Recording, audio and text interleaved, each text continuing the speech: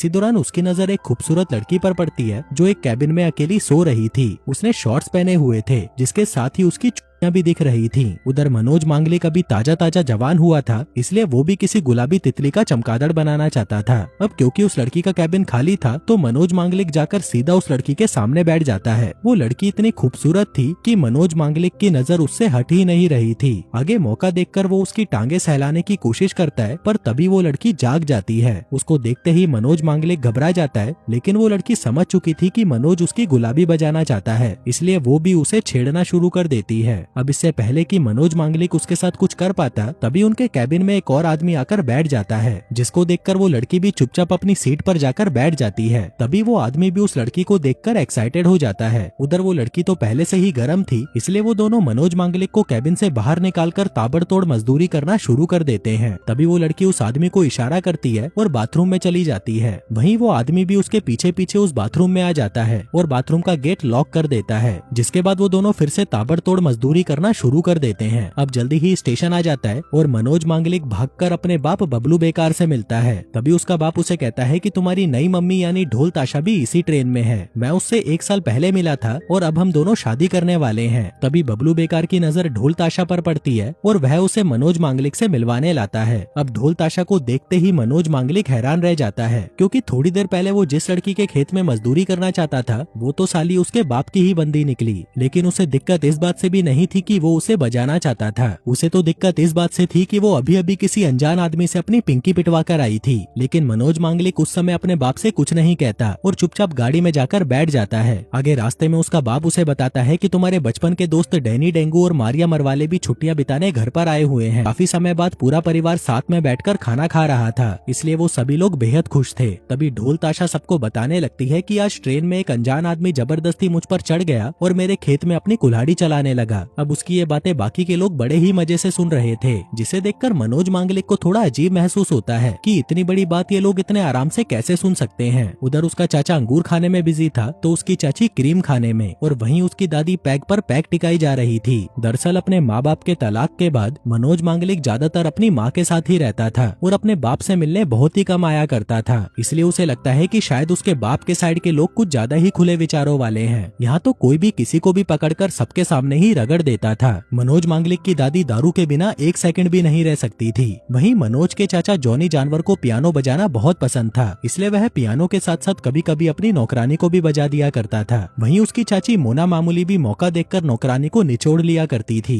दरअसल उस नौकरानी का नाम शीला था, जो घर के कामों के साथ साथ सभी को मजे भी दिया करती थी। फिर शाम को जॉनी जानवर अपने कमरे में पियानो बजा रहा था और वहीं मोना भी पास में ही बैठी उसे देख रही थी। इसी दौरान शीला वहाँ पर केक लेकर आती है। अब शीला को देखकर मोना के दिमाग में कुछ खुराफात जागती है। वो उसे पकड़कर उसके चेहरे पर केक लगा देती है और फिर उसे चाटने लगती है। वहीं जॉनी जानवर भी उन दोनों को देख रहा था। तभी मोना शीला की तितली को सहलाने लगती है, जो देखकर जॉनी जानवर फटाफट अपना औजार बाहर निकाल लेता है। दरअसल उसे अपनी पत्नी को किसी और के साथ देखकर ज्यादा मजा आता था। फिर शाम को मनोज मांगलिक अपने परम मित्र डैनी डेंगू से मिलता है। अब वो दोनों पहले एक अश्लील फिल्म देखते हैं और फिर हाथ गाड़ी चलाने के बाद वो अपनी एक और दोस्त मारिया मरवाले के साथ बोटिंग पर जाते हैं। आगे वो तीनों एक दूसरे को बताने लगते हैं कि किसने कितनों का लिया है। मनोज मांगलिक कहता है कि मैं अभी तक पवित्र हूँ, जिस पर मारिया कहती है कि मैं भी, मेरी तितली का अभी तक किसी ने भी चमगादड़ नहीं बनाया है। अब ये सुनते ही मनोज मांगलिक खुश हो जाता है, क्योंकि वह मन ही मन मारिया को पसंद करता था। वहीं डैनी डेंगू ने कुछ ज्यादा ही नशा कर लिया था, इसलिए वो जबरदस्ती मारिया के कपड़े उतारना शुरू कर देता है। तभी ये सब देखकर मनोज मांगलिक को गुस्सा आ जाता है और वो डैनी डेंगू को उठाकर नदी में फेंक देता है। अब क्योंकि डैनी डेंगू को तैरना नहीं आता था तो वह पानी में डूबकर मारा जाता है। आगे हम देखते हैं कि अपने दोस्त की मौत की वजह से मनोज मांगलिक काफी उदास रहने लगा था। इसी दौरान उसकी नजर अपने बाप और ढोल ताशा पर पड़ती है, जो कि खुलेआम मजदूरी कर रहे थे। वहीं दूसरी तरफ जॉनी जानवर भी शीला को कोने में ले जाकर रगड़ रहा था।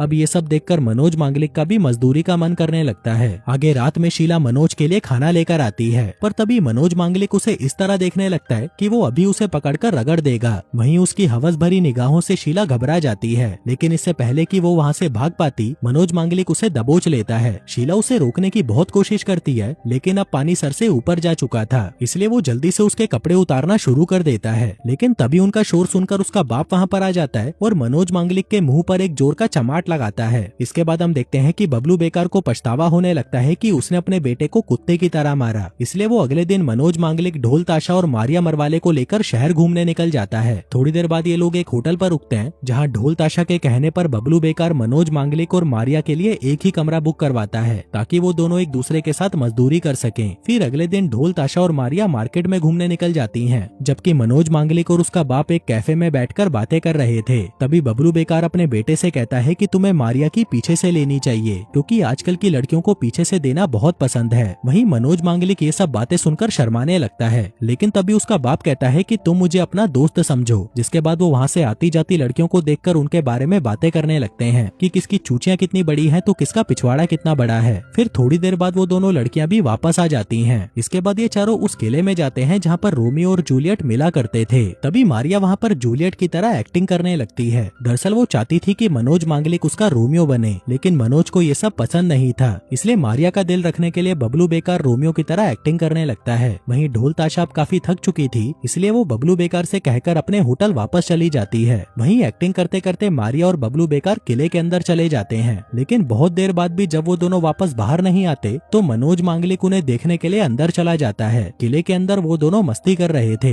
वहीं मनोज मांगलिक को कुछ ठीक नहीं लगता, इसलिए वो उनका पीछा करने लगता है, लेकिन देखते ही देखते वो दोनों वहाँ से गायब हो जाते हैं। अब मनोज मांगलिक उन्हें ढूंढने की काफी कोशिश करता है, लेकिन उसे वो दोनों कहीं भी नजर नहीं आते। इसी दौरान उसे किसी के चिल्लाने की आवाजें सुनाई देती है। मनोज मांगलिक जब उन्हें देखने जाता है तो उसे पता चलता है कि ये आवाजें मारिया की हैं। दरअसल बबलू बेकार मारिया मरवाले के खेत में दबाकर मजदूरी कर रहा था। अब ये देखकर मनोज मांगलिक उदास हो जाता है कि जिससे उसने सच्चा प्यार किया वो साली धोखेबाज निकली। आगे मनोज रोते रोते अपने होटल वापस आ जाता है। वहीं ढोल ताशा ने उसे आते हुए देख लिया था। वो समझ चुकी थी कि इसकी बंदी ने जरूर इसके बाप से अपनी पिंकी पिटवाई होगी, इसलिए वो अच्छे से तैयार होकर मनोज मांगलिक के कमरे में आ जाती है। मनोज मांगलिक रो रहा था, तभी ढोल ताशा उससे रोने का कारण पूछती है। मनोज कहता है कि मुझे इस बात का बुरा नहीं लगा कि मेरी बंदी किसी और के लिए घोड़ी बनी, बल्कि मुझे इस बात का बुरा लगा कि वो बंदा मेरा ही बाप था। साला ये बाप नहीं पाप है। अब ये सुनकर ढोल ताशा उसे कहती है कि अगर तुम्हारे बाप ने तुम्हारी बंदी बजाई है तो तुम चाहो तो अपने बाप की बंदी बजा सकते हो।